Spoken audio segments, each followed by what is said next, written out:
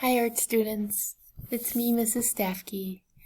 I just wanted to remind you about one thing that I will always be looking for in your art projects. Some people call it craftsmanship. I like to call it neat and complete, or your craft. So that just means how much time and effort, how neat things are, and does it look like it's done. So a really good example of that I have here. So this would be 4 out of 4 for neat and completeness. You can see a lot of details. They colored it in fully. The image is taking up the whole section or the whole page depending on what the project is.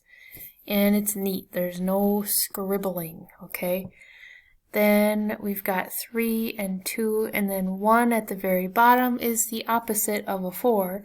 There's very little details, right? We don't know what kind of tree that is or what kind of house that is even. It's not very colored in.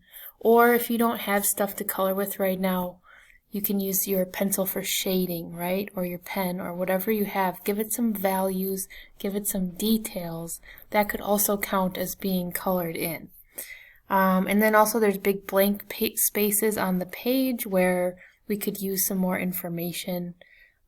And again, this one has some scribbling going on. So I just wanted to clarify, if you are at a good place with your grid project, now you can go back into it and make sure that you get 4 out of 4 for your neat and completeness.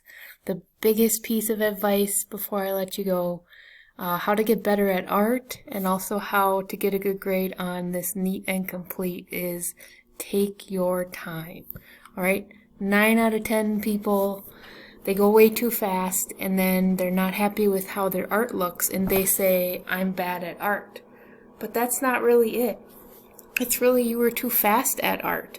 Take your time, slow down, look for places where you can add good details, like think of the apples in this tree, or the different textures you could add on the roof, or if you were making this house or something. So and then also go back into your artwork, for the grid especially, go back in and say, oh, this section kind of looks unfinished, right? Or it looks messy. I'm going to make it look neater.